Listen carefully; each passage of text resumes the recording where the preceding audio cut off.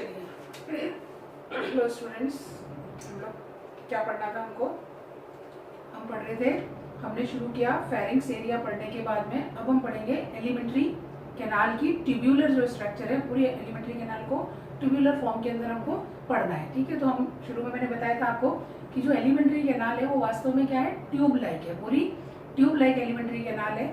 और इसमें कुछ पार्ट जैसे स्टमक है तो वो थोड़ा सा फूल करके बैग लाइक हो गया, बाकी है वो क्या, ट्यूब ही है।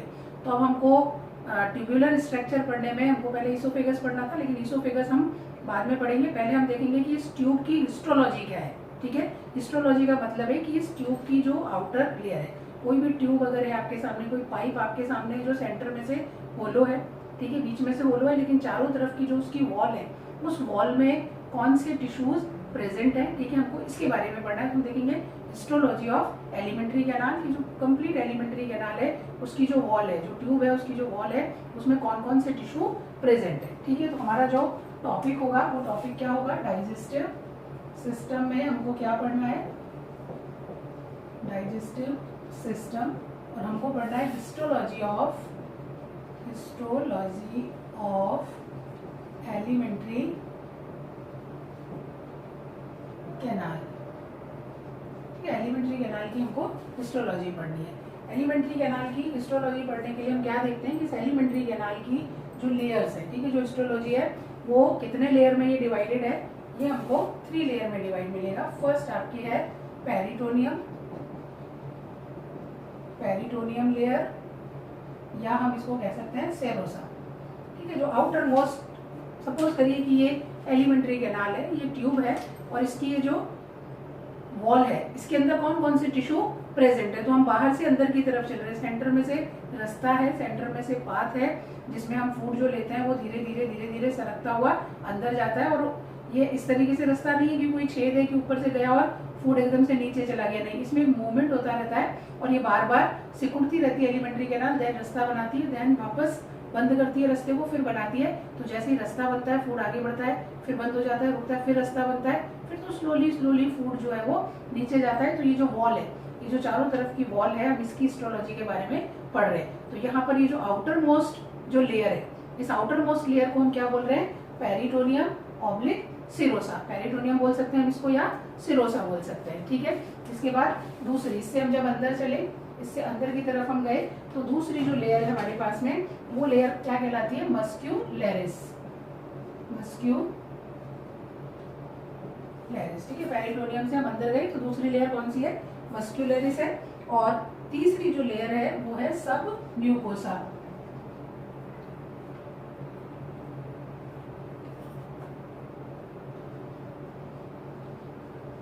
और फोर्थ हमारे पास में जो लेयर है वो है राइट हियर, फोर्थ म्यूकोसा।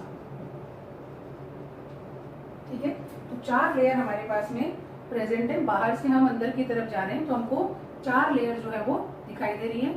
सबसे बाहर की तरफ पेरिटोनियम, फिर और अंदर हम गए तो मस्क्यूलेरिस, उससे और अंदर गए हम लोग तो सब म्यूकोसा, और सबसे इनर मोस्ट जो है वो कौन सी है, म्यूकोसा। ठीक है, तो सबसे आउटर मोस्ट कौन सी हुई, पेरिटोनियम, तो हम लिखेंगे आउटर मोस्ट। ठीक है, आउटर मोस्ट लेयर। ठीक है, हम क्या लिखेंगे, आउटर मोस्ट लेयर। और म्यूकोसा के अंदर हम लिखेंगे इनर मोस्ट लेयर। ठीक है, म्यूकोसा क्या है, इनर मोस्ट लेयर है, और ये कौन सी है, आउटर मोस्ट लेयर है। ठीक है, इसके बाद हिस्टोलॉजी में कौन से टिश्यूज से ये मिलकर के बनी हुई है, कौन से टिश्यू से मिलकर बनी है, ये जो पेरिटोनियम लेयर है वो सिंपल स्क्वेमस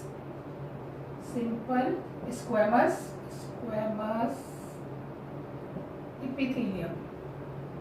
ठीक है, सिंपल स्क्वेमस एपिथेलियम से बनी हुई है और सिंगल लेयर है। ठीक है, लेयर भी कैसी है, सिंगल है। हम डायग्राम अगर ड्रॉ करते हैं तो हमारी जो आउटर मोस्ट लेयर, देखिए सबसे पहले तो हम ये देखें कि ये ट्यूब लाइक एलिमेंट्री कैनाल है। ठीक है, अगर हम स्टमक देखते हैं तो हम यही देख लेते हैं कि स्टमक जो है उसका स्ट्रक्चर इस तरीके से हो गया, तो ये ट्यूब जो है वो इस तरीके से स्ट्रक्चर बना रही है। ठीक है, हमने इस तरीके से स्ट्रक्चर देखा, फिर हमने इंटेस्टाइन देखी तो वो कॉइल हो गई है, वास्तव में ये क्या, ट्यूब लाइक स्ट्रक्चर है। तो हमने क्या देखा यहाँ पर कि हम ये जो एलिमेंट्री कैनाल है उसकी ये जो वॉल है, ठीक है, ये जो वॉल है, हम इस वॉल की हिस्टोलॉजी स्टडी कर रहे हैं। तो इसके अंदर ये जो आउटर मोस्ट लेयर है, ये आउटर मोस्ट लेयर क्या है, पहली लेयर क्या कहला रही है, पेरिटोनियम, पेरिटोनियम या सेरोसा।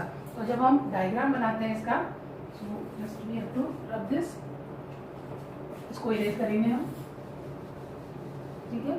पहली हमारी जो लेयर है वो कौन सी है, पेरिटोनियल एपिथेलियम, और ये कैसी है, सिंगल सेल, सिंगल सेल है, आउटर मोस्ट है, और आउटर मोस्ट है तो प्रोटेक्शन के लिए, फंक्शन भी इसका क्या होगा, प्रोटेक्शन का फंक्शन होगा, प्रोटेक्शन इसका फंक्शन हो जाएगा, ठीक है। सेकेंड इसके बाद में हमारे पास लेयर आती है मस्क्यूलरिस, और मस्क्यूलरिस जो है वो दो में डिवाइडेड है, आउटर लॉन्जिट्यूडिनल और इनर सर्कुलर, ठीक है। अगर हम डायग्राम देखें तो आउटर कैसी है, लॉन्जिट्यूडिनल, अगर हम सेक्शन काट के देख रहे हैं तो हमको आउटर ही कैसी दिख रही है, लॉन्जिट्यूडिनल दिख रही है,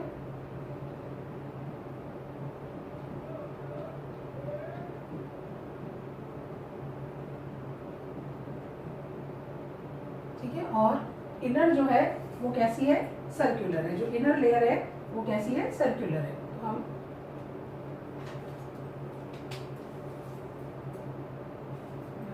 से ना बना लिए,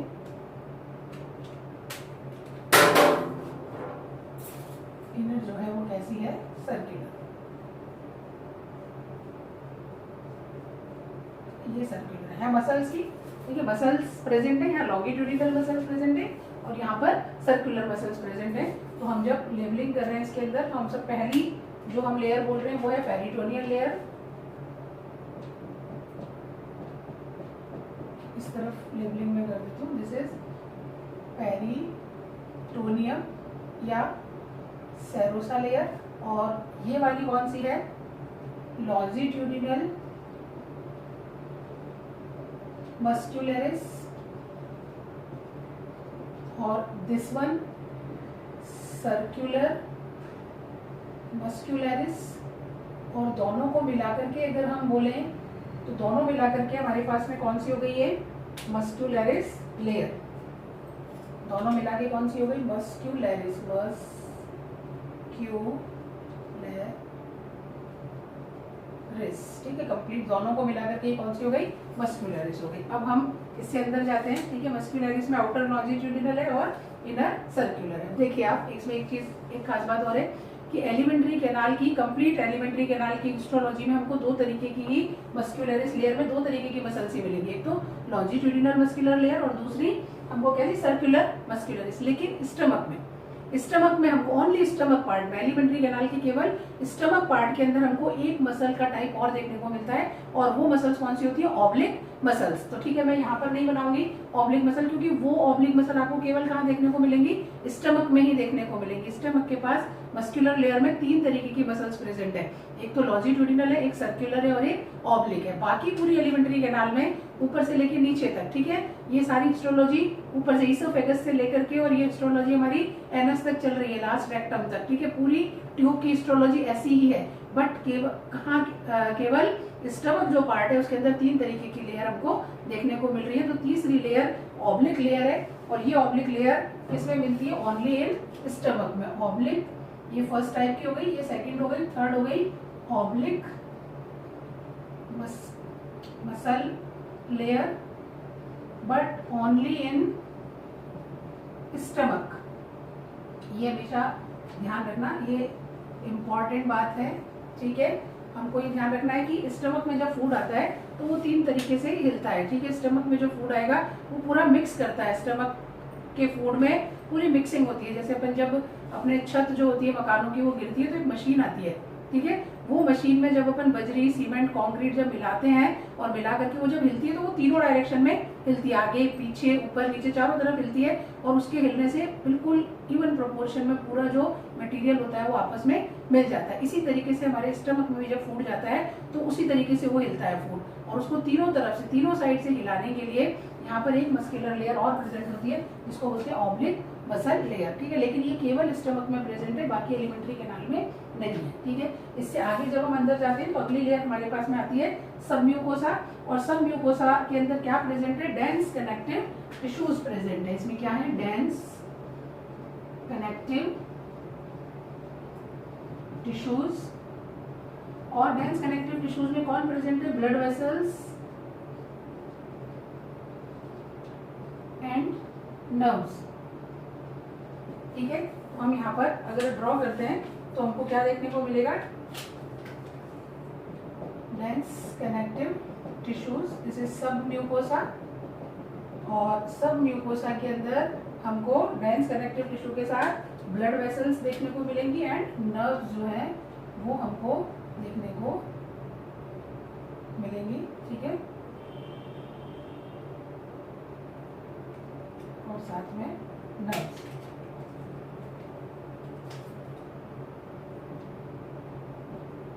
ठीक है, ये हमारे पास में जो पार्ट आया दिस वन, यहाँ से लेके यहाँ तक का, दैट इज दिस वन सब म्यूकोसा, और सब म्यूकोसा में ये नर्व्स हैं, ये ब्लड वेसल्स हैं, ठीक है। ये पार्ट हमारा कौन सा हो गया, सब म्यूकोसा। अब हम इससे आगे चलते हैं, आगे वाला पार्ट हमारा कौन सा है, mucosa part, inner most layer है, और ये जो म्यूकोसा पार्ट है ये भी 3 सब लेयर में डिवाइड है, 3 सब लेयर, ठीक है। 3 सब लेयर में पहली सब लेयर कौन सी है, मस्क्यूलरिस, मस्क्यूलरिस म्यूकोसा, पहली कौन सी है, मस्क्यूलरिस म्यूकोसा। दूसरी कौन सी है, लैमिना प्रोपेरिया, प्रोपेरिया, ठीक है। और तीसरी है एपिथेलियम, सिंपल एपिथेलियम। तो अगर हम डायग्राम इसके अंदर देखते हैं तो डायग्राम में हमको क्या दिखाई देता है, फर्स्ट जो है वो कैसी है, ओनली मस्क्यूलरिस है, ठीक है, मस्क्यूलरिस है। तो हम यहाँ पर जो अगली लेयर बनाएंगे दैट इज म्यूकोसा पार्ट, और म्यूकोसा की पहली लेयर ये क्या है, मस्क्यूलरिस है, मस्क्यूलरिस। और इसके आगे जो आगे वाली जो लेयर है वो कैसी है, थोड़ी सी रेटिकुलर, उसमें फाइबर प्रेजेंट है, और रेटिकुलर फाइबर इसके अंदर प्रेजेंट है, तो हम इसको क्या बोल रहे हैं, lamina propria, this is lamina propria, ठीक है। और तीसरी जो है वो सिंपल एपिथेलियम है, सिंपल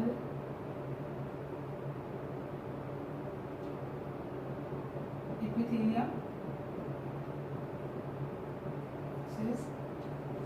सिंपल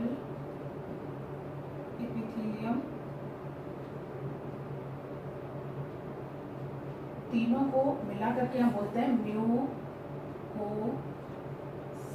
तीनों लेयर मिला करके क्या हो गई, म्यूकोसा लेयर हो गई।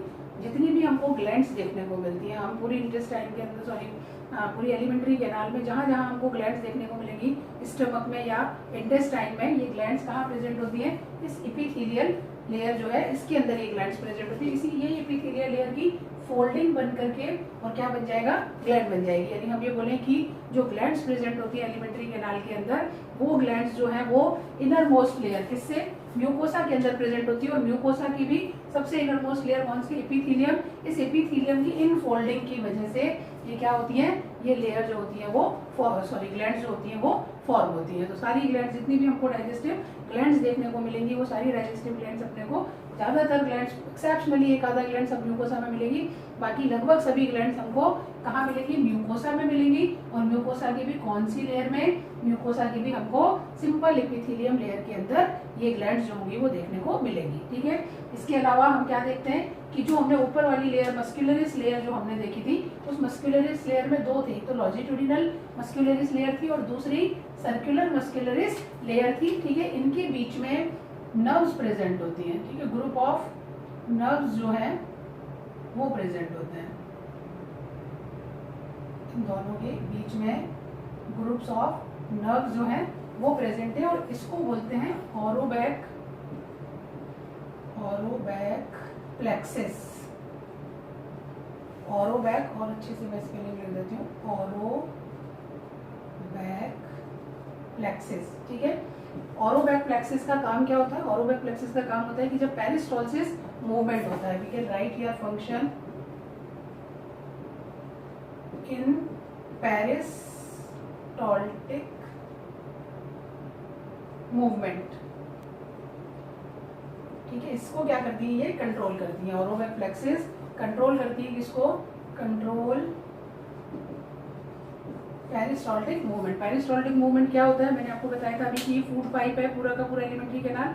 फूड ऐसा नहीं है कि हमने मुंह में रखा और सीधा नीचे चला गया, नहीं, पूरी जो एलिमेंट्री कैनाल है उसमें ही हमने हिस्टोलॉजी देखी कि मस्कुलरिस लेयर यहाँ पर प्रेजेंट है, लॉन्गिट्यूडिनल भी है और सर्कुलर भी है। तो लॉन्गिट्यूडिनल क्या करेंगी? लंबाई में कॉन्ट्रैक्ट करेंगी, सर्कुलर क्या करेंगी? गोलाई में कॉन्ट्रैक्ट करेंगी। तो एलिमेंट्री कैनाल ऐसे ऐसे ऐसे ऐसे हर समय क्या करती रहेगी? मूवमेंट करती रहेगी। तो ये पैसेज जो है वो एक बार पूरा पैसेज बंद हो जाएगा इस तरीके से, देन खुलेगा, देन पैसेज पूरा बंद हो जाएगा। तो ऊपर नीचे भी मूवमेंट हो रहा है एलिमेंट्री कैनाल का, और साइड बाई साइड भी क्या हो रहा है?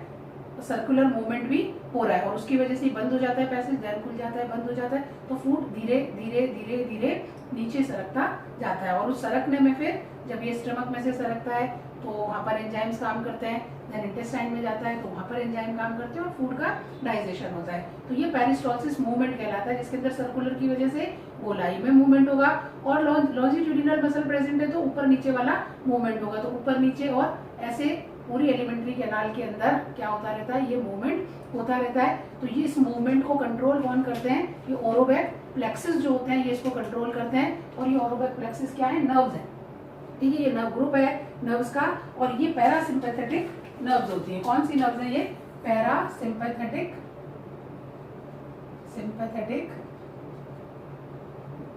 नर्व्स। ठीक है, जो हमारे इनवॉलेंट्री एक्शंस को कंट्रोल करती है वो पैरासिम्पैथेटिक नर्व्स होती है। तो ये ध्यान रखना कि ये जो ओरोबैक प्लेक्सिस है ये कैसे हैं? पैरासिम्पैथेटिक है, और ये क्या करते रहते हैं? पेरिस्टाल्सिस मूवमेंट को कंट्रोल करते हैं। तो ये हमने क्या देखी? पूरी हिस्टोलॉजी देखी। ये ल्यूमन हो गई। अगर अपन इसको देखें तो अगर हम इसको सर्कुलर फॉर्म में अगर हम कंप्लीट कर दें, पूरे डायग्राम को हम सर्कुलर फॉर्म में कंप्लीट कर दें, तो यहाँ से यहाँ तक हो गया, और ये क्या है? ल्यूमन है।